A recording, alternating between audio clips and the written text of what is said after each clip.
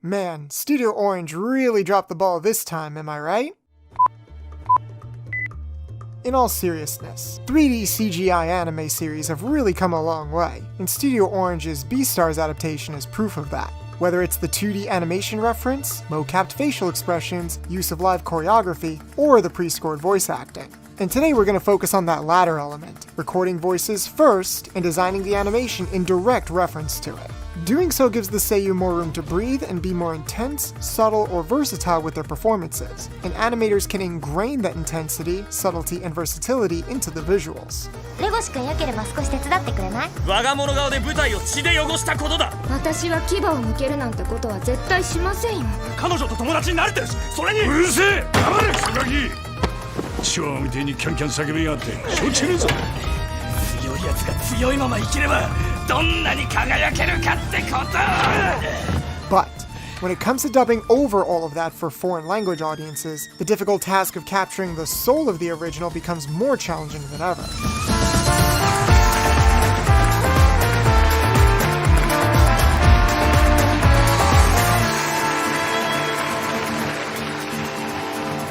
It's called pre-scoring in Japan, but here in the West, it's called pre-lay. Well, it's just, oh my.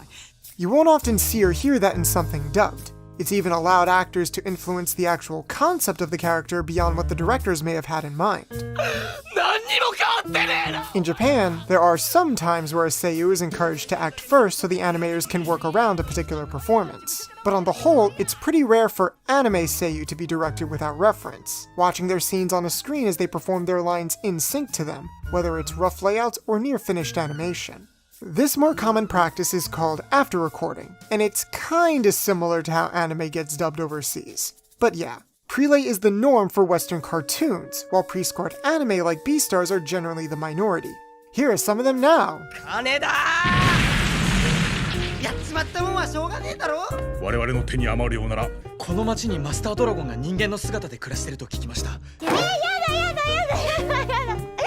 先輩、新しい茶道部。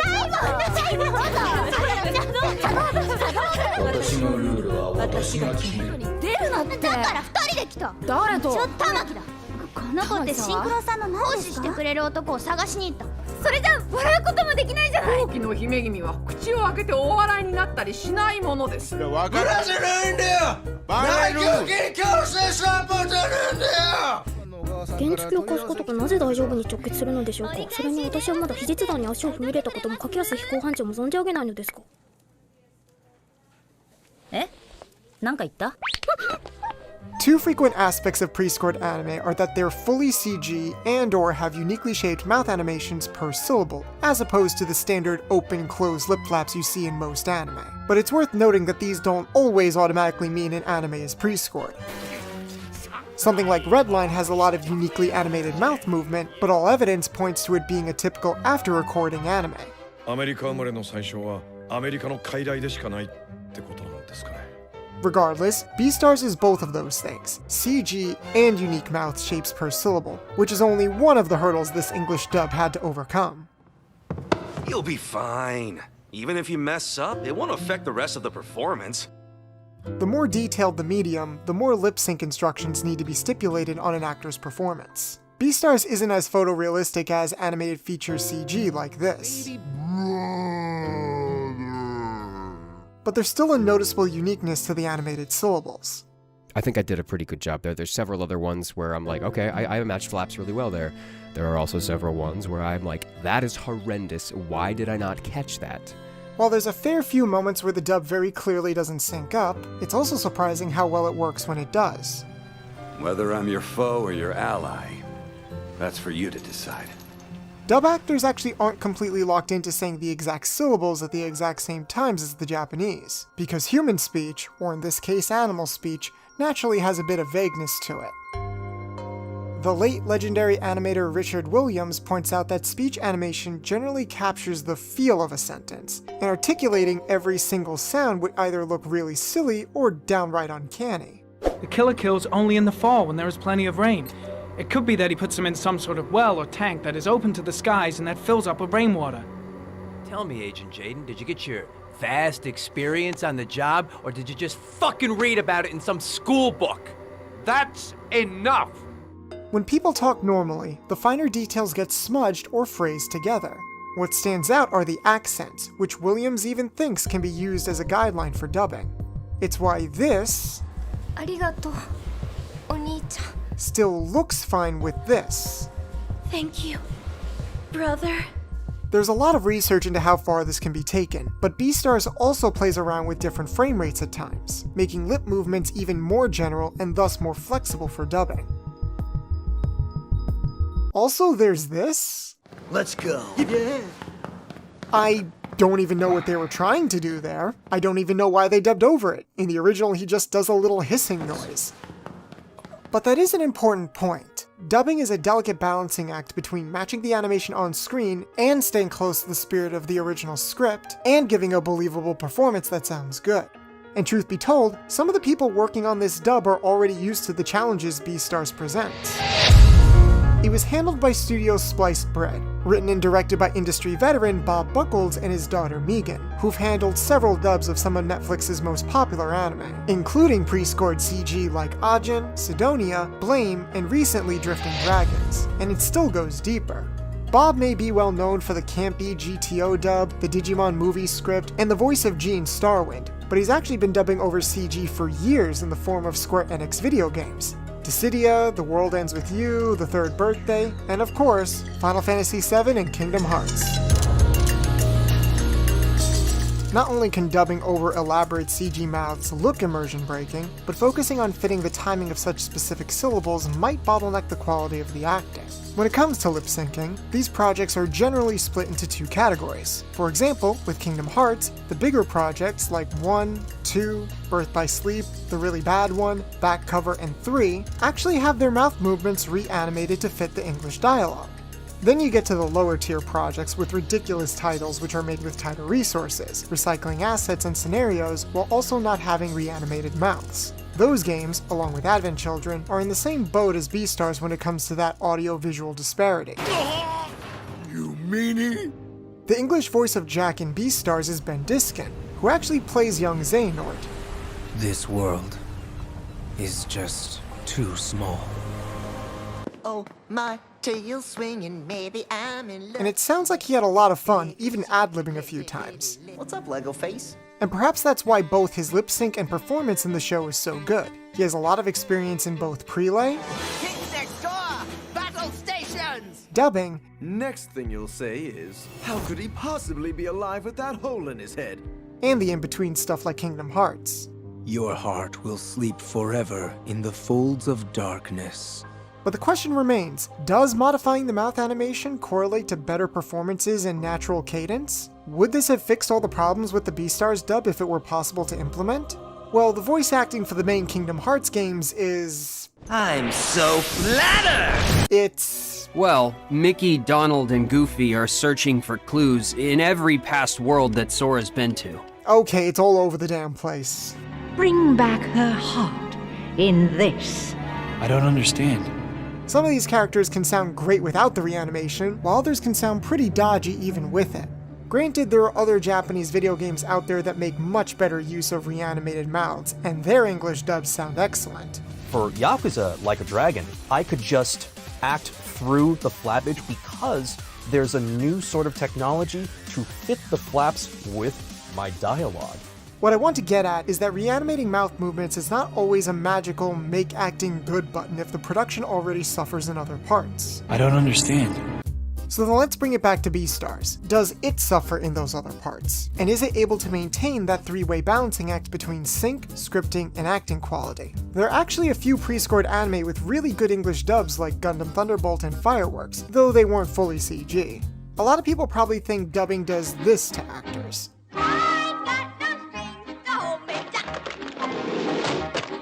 But obviously Anime ADR has evolved strategies for writers, directors, and actors to overcome that. Even with these more detailed movements, Beastars is still able to demonstrate this at times. Hey, useless PR team, I'm talking to you! Act like your life depends on it or else you won't get a budget for ink!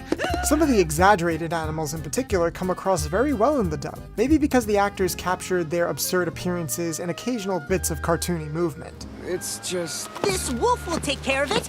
Wait, what? See ya! That guy plays Eren in Attack on Titan, by the way.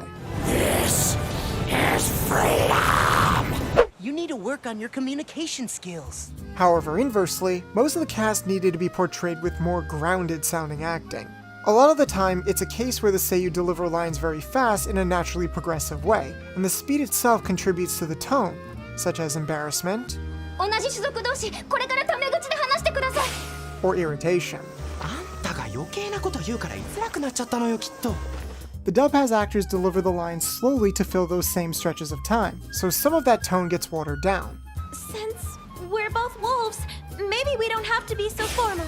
Particularly for the minor characters, things tend to sound a bit too formal or restrained, especially in comparison to the pre-scoring. I'm from the PR department, and I would like to interview you regarding the performance. But that would be begging the question, should the dub have modified these lines to be longer in order to match the original pace? Would that have been worth the trade-off? In the words of the show itself, some may say it's a good change, others may say it's a bad change. Actually, why does Kaoru say he only likes Shinji in the new dub? Clearly he's in love with him. Some may say it's a good change, others may say it's a bad change. The Oron dub keeps all the honorifics and it sounds really weird and weebish. Some may say it's a good change, others may say it's a bad change. It's a dark energy disc! One touch and your mind's banished to the Shadow Realm! Some may say it's a good change. There's a few instances of noticeable rephrasing, but generally the dub script is quite conservative. But there's also just some flat-out mistakes like this. Moro the Rhino believes he sees his guardian angel when it's really his own horns in his line of sight. Sometimes that slow, drawn-out approach to dialogue works fine for the more contemplative moments, but other times it makes the acting come off as very stilted and unnatural. Our drama club will continue to demonstrate its glory on this stage. And why did you intentionally hurt Shion and her friend Nia? Again, not exclusive to this dub, but there's more than a handful of moments like this in Beastars where characters will have a pretty noticeable pause in the middle of an otherwise normal line. But I'm sure everything will be fine. And pauses aren't inherently bad, they're good for drama or awkwardness. But I don't think the awkwardness here was always intentional. Did everyone complete their warm-ups? This is something that also cropped up in the lower tier Kingdom Hearts games that also lacked reanimation. Only the darkness can offer to you all of the strength that you will need. It really feels like these moments should have been written around in a way that just sounded more natural. That's how it's usually done in dubbing.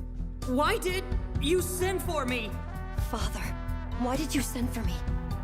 Yes, and I'm glad you're here. My, what an entrance. Although the dub actually does write around big mid-sentence pauses at some points, so it's not as if they were completely unaware this was an option. Yeah, in your dreams. I would never expose my fangs to anyone for any reason. However, every show is different and needs a different approach accordingly. I'm glad this dub didn't go full Agretzko with its script. That's a very different genre with a very different tone to Beastars. I won't tell anyone, I promise you that. I'm edgy. Edgy guys don't care about stuff like that.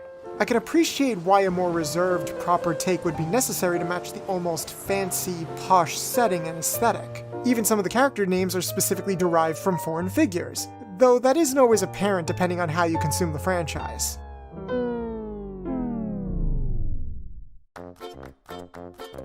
So Legoshi's name is spelled like this, but pronounced like this due to the Hungarian pronunciation of the name it's based on, actor Bela Lugosi. You're Hungarian, aren't you, Mr. Lugosi? Yes, I am. What I mean, I'm Hungarian by birth. I'm an American now. For Louis, we're pretty sure it's taken from the French King Louis, although apparently some of the background characters didn't get that memo. Whoops. Disappointing. It's Rui in Japanese, but for some reason the official English spelling on the Japanese side is with an R, not an L. Even this autographed poster in the show spells it that way too. So what, does he just not know how to spell his own name in English? Louis. Louis. Louis. Louis. Louis. Louis. Louis. Louis. Louis. Louis. Bambi. This is ridiculous. You're taught when you're dubbing like from day one. Project, project, project, project. We're gonna need a little bit more projecting. Act like you're on stage, project. But since this is a dub of if you listen to the Japanese, they're almost whispering at some points, you know, and they're almost talking to somebody who is less than a foot away from them. Even in your head, that's even closer. That's inside of you. Was I just about to kiss her? Not like JoJo's Bizarre Adventure or like Naruto, where everything is yelled, everything is shouted. Like, oh my god! There's none of that shit, right? It's just a bunch of talking, and it's like very quiet and very near to the mic, and every sound you make is heard. Trying to capture all that spontaneous energy in retrospect when there's things like mouth shapes, time codes, and the detailed movements of the CG models to contend with seems very tricky. Not again. This is getting really old. KG Tang sounds pretty good as Bill in both the casual and slower tense moments. Do you think you're the perfect carnivore? Well, let me tell you, you're not. But Takaki Torishima really excels in the action scenes. Particularly impressive since he's mostly done background characters up till this point.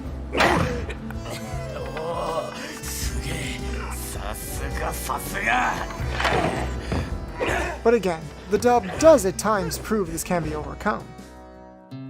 This line here captures Louis' stubborn attitude and fatigue just as well as the Japanese. If you let the curse win, the pain will be far worse than a broken leg. Unlike earlier examples, the labored pacing here actually works in his favor, with light exasperations at the end of key words. Though perhaps all of this was easier to do since Louis has his back to the camera, so his facial movement is hidden. How curious. I figured you was a quiet tree, but you have a savage in you. Take advantage of that. Let's see your dark side. Jonas Scott and Griffin Puatu play Legoshi and Louis respectively, and after they were cast, tried physically acting out some of the scenes days prior to their separate recording sessions. Well, carnivores exposing their fangs to herbivores is forbidden. I'm not just another herbivore! Don't hold back now. Large carnivores like you get on my nerves the most. Other actors were probably given room to physically act out in the booth as long as they didn't go off mic, but the freedom given can't be compared. Comparing them from a production standpoint, you can't. I knew going in there was no way in hell at all we would ever be able to achieve technically, from a technical, mechanical standpoint, what the dub achieved. With the time and money we had, can't do it. But with what we did have, I think we knocked it out of the fucking park. In both languages, Legoshi's performance isn't typical anime protagonist fare, speaking with a lot of vocal fry, yet internally, he tends to overthink situations to avoid rocking the boat, which can lead to some hilarious moments of introspection. I can't even ask a girl her name! How do you ask someone their name? Why do I need to know her name? Why does a wolf need to ask a rabbit for their name? What is a name anyway? Jonah fittingly comes from a theater background, and does a great job capturing that sense of awkwardness, while also making the character come off as very welcoming and likable. I was about to devour you. I don't have the right to be scared. I cherish you, and I respect Louis. Roar, X3, nuzzles, pounces on you, ooh ooh. Couldn't help but notice your bulgy-wolgy from across the floor. At no point does Jonah not feel true to who Legoshi is, but Shikahiro Kobayashi obviously had a great deal of personal intention in his pacing, articulation, pitch, and so on. 生きてる者の手が温かいなんてずっと当たり前のことだと思ってた。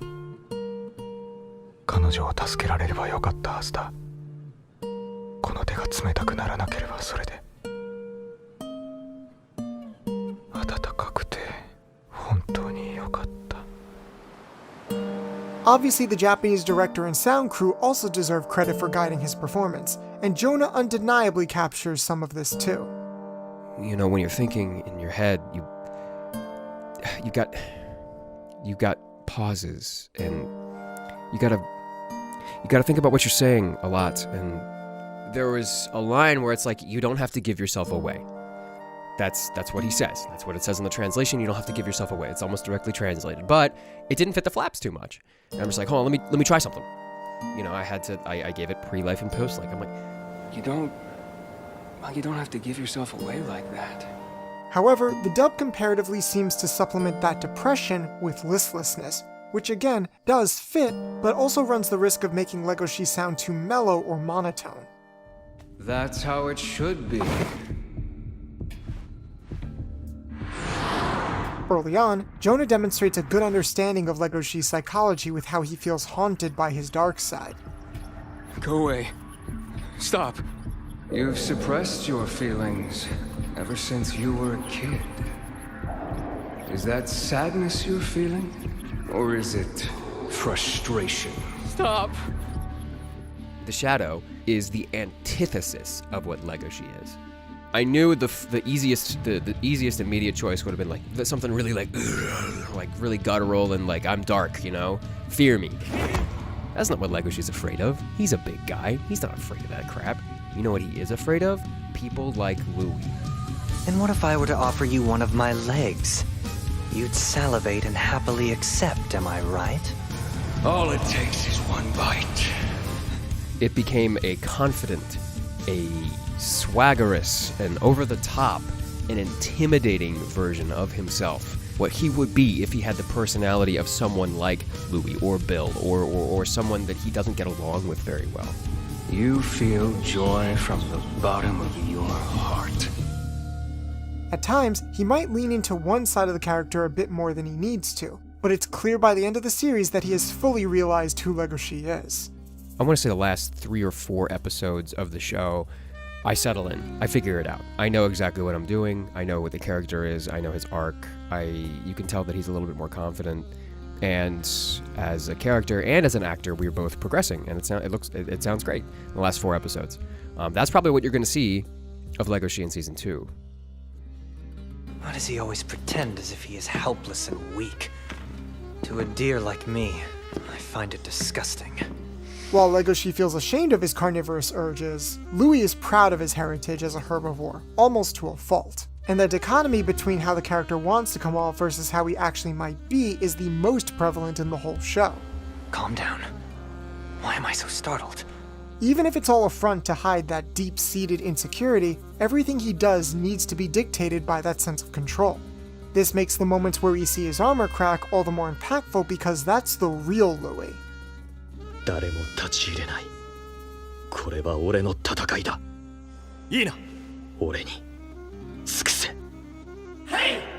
Yuki Ono plays him with such a dark, authoritative tone. He sounds committed to that front he's putting on, as if he fully believes this is who he really is, forcing himself to grow up and live life by a certain standard. これが俺の生き様だ。The audience is What is this? coming to see you. What should we tell them? Pity. Yeah, from everyone. I don't know what we're gonna do. It's clear that Griffin also understands the tragedy of this character, and he captures that shaky insecurity very well, even though his sound is a little bit lighter than the Seiyu's. I don't want to hear it from anyone. It's too late to tell me that my body wasn't built to fight. Part of that could come down to the fact that Griffin is one of the youngest people in the dub cast. In fact, he's even younger than me. I lie about my age constantly. Obviously, this is a show about high schoolers, so everyone is above age in both languages, and people can sound older or younger for their given age. But Ono certainly has a more mature, brooding, even slightly sultry sound that plays into Louis' character very well. This is Japanese lunchtime rush! このヘアスタイルがサザエさんみてえだとは? With Griffin, I feel a sense of uncertainty to his voice, as though he's someone who's on the cusp of already losing control, which you could argue is more in line with who the character really is beneath it all. Louis really does not like himself that much. Like, he puts on a lot. There's a lot built on top of him about his persona, what he puts out there, and how other people perceive him.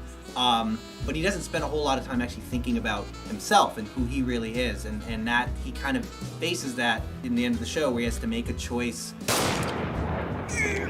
But maybe that makes it harder to understand why so many characters are fooled by his peacocking. Even at the very end, when he finally takes this unfair society into his own hands, Louis in the dub sounds more like he's forcing himself to cross a line, whereas the original sounds more like he's bravely crossing it. Consequences be damned.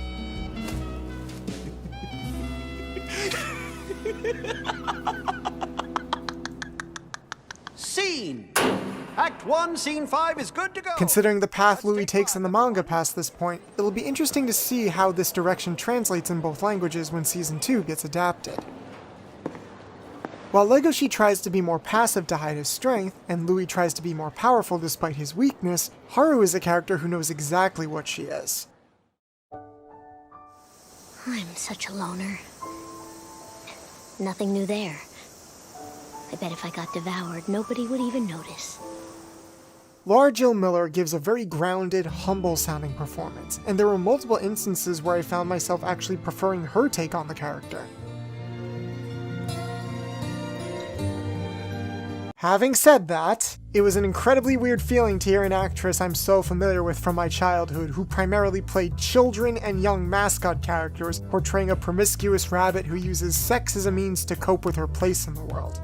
I was sort of at Jodie's birthday party and this leprechaun dude showed up and my bracelet beeped and so I Don't worry, it's fine. You can be rough, I can handle it. Oh, I can't believe I missed tuck-in time. I built it to help me hammer, but I'm sure it can put away your books too. I've been living my life as a plaything for all kinds of guys. That's $4.11, or approximately 416 Japanese yen. Also, I took the liberty of preparing your tax returns. Together again. Just like old times. That kid's trying to make a move on my girl! A lot of us know her best as Kari from Digimon, and hearing that voice while she's stroking Legoshi's fur like that probably was not the intended effect. Gatomon, let's look for the other Digi-Eggs. No, it's not okay! Oh, that wasn't supposed to happen. Laura's presence in the dub likely has to do with the Netflix SAG-AFTRA deal, guaranteeing union dubs for their licensed properties. It's the first time she's dubbed an actual TV anime in a long while, and it's a kind of casting choice that stands out among what we're used to with modern dubs, and some people might be put off by it. You should just take me. I don't care anymore. Regardless, Haru comes off as more withdrawn and depressed in English compared to the Seiyu, to the point where it almost sounds like she's emulating Legoshi, creating an emotional through line between the two characters in the voice acting alone. Legoshi. Her life is dictated by the fact that she's literally a small animal in a big world who could die at any time, and almost everyone she's ever met treats her like that. The bedroom is one of the only places she doesn't feel pitied or seen as helpless, though ironically this causes people to judge her from a distance anyway. It's not a particularly happy existence, and I think Miller captures that sense of melancholy in a very believable way. There's a sense of subtle world weariness to her performance, as if she's just one step away from cracking under the weight of her own circumstances. I didn't want others to look at me and see me as just some fragile dwarf rabbit. I wanted others to see me for who I am. Me. Haru. However, it's a shame that the dub doesn't have Legoshi and Haru humming like they did in the original. 自分でもおかしいと思う。俺、彼女の言葉にこの気持ちの名前ってなんだ？少し自分が見えかかったような。It's the tune of the insert song A Tale of Moon that's part of the OST itself, and hearing it diegetically draws an unspoken connection between the two characters. 初めてきちんと目が合った。ウサギの目って真っ黒なんだね。The humming in the dub is vaguely based on it, but very clearly doesn't match.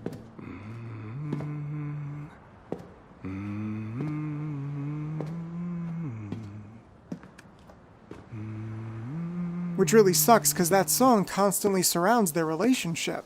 It even closes out the series as the two make their final promises in the last episode. 待ってる。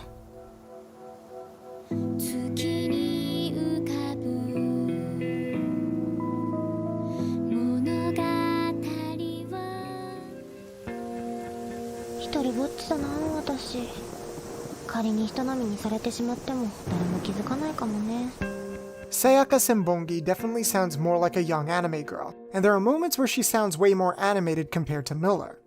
私あなたが能書き垂れてる間、脳内で遺書書いてました。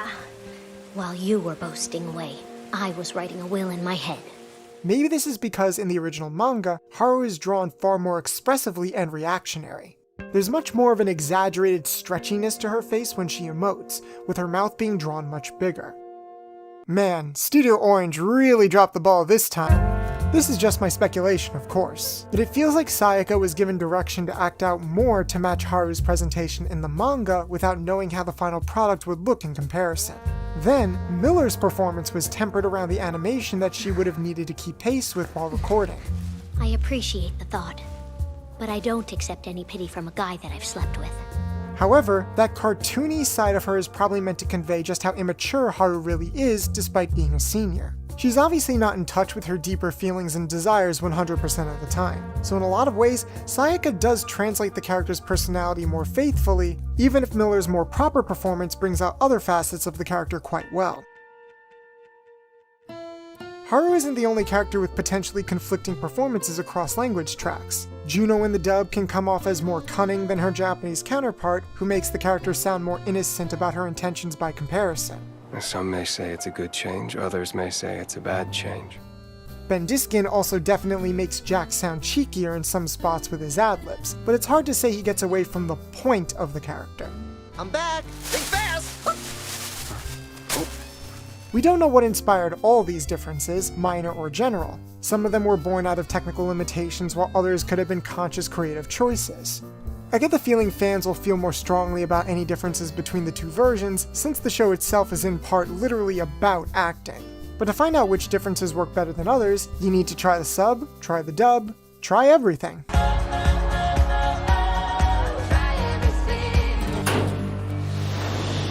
I think the Beastars dub gets the core of the show. It's a story of adolescence that takes the sexual and violent urges of its main cast pretty seriously.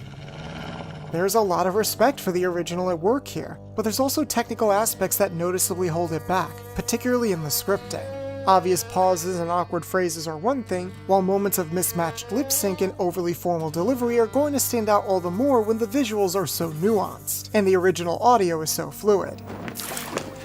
We can't say for sure if the dub would have been better off if the show was a normal 2D anime, but inversely, we also can't say if those standout performances would have had the same kind of inspiration behind them if they weren't tackling such a unique production. We really appreciate that the ADR team and actors tried prioritizing the personality and motivations of their characters, instead of just trying to make them sound the same as the seiyuu on the surface. That's certainly our highlight of the dub, but as for how others will respond to these voices, well, you know the drill. Some may say it's a good change, others may say it's a bad change. As for the technical stuff, who knows, maybe they can improve on that for season 2. After all, it's Netflix, so they'll have plenty of time to practice.